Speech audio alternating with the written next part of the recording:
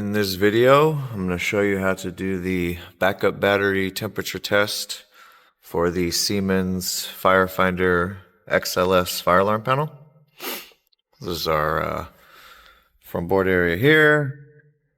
You can see on the front of the screen, we got our Siemens, have our FireFinder. Then on the inside of the back of the board here, we got our model PMI-3. So I'm going to close this for right now. So we're going to do our temperature test. So short preamble. The code changed for the NFPA 72 in 2019. It added semi-annual temperature testing and ohmic testing. So every semi-annual inspection now, as of 2019, we do temperature testing, ohmic testing, voltage testing, and then load testing got bumped to 3 years. So the 2016 editions and older did not have to do this. It was just voltage and load test. So when you do a temperature test, you're always going to do that test first because you're going to be testing the ambient temperature inside the fire panel. So you want your door, make sure it's closed like this before you do anything, because as soon as you open the door, the ambient temperature inside the panel is going to mix with the ambient temperature in the room. And for our test, we want to test our ambient temperature inside the panel, as well as the temperature of both of the negative leads of the battery. And what we are looking for is a variance of greater than 18 degrees.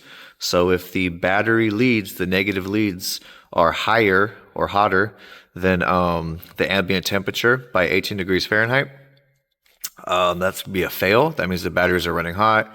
It could affect their capacitance. They could die out sooner. They could corrode, things like that. So we want the difference between the ambient and the negative leads to be less than 18 degrees for our test to pass. So, like I said, you're always going to do this first, because if you do your voltage, load, or ohmic test or anything like that, you're going to have the door open, and while it's open, the ambient temperature in the room is going to be mixing with the ambient temperature in the panel, so you're not going to get a correct reading. So, you always do your temperature test first. So, we have the door closed right now. What I'm going to do is I'm going to open it up, and then I'm going to first get the ambient temperature inside the panel, and I'm just going to aim anywhere in the panel. I'm not going to aim at the board or the screen, because I'm going to get a much higher number, as I aim at the board, because the electricity is running through it, versus if I aim off to the side somewhere else. I'm just going to use my little laser temperature gun here, and I'm just going to get the ambient first, and then right after I'm going to get the negative leads. So I have my batteries here, so I'm just going to fire it off in the center here. So we're at 68.5. I can fire it up here in the corner. We're on 70. I can go over here to the left here. We're at 67. So between 60, probably call it 68 on average. And now we'll do the negative leads of the battery.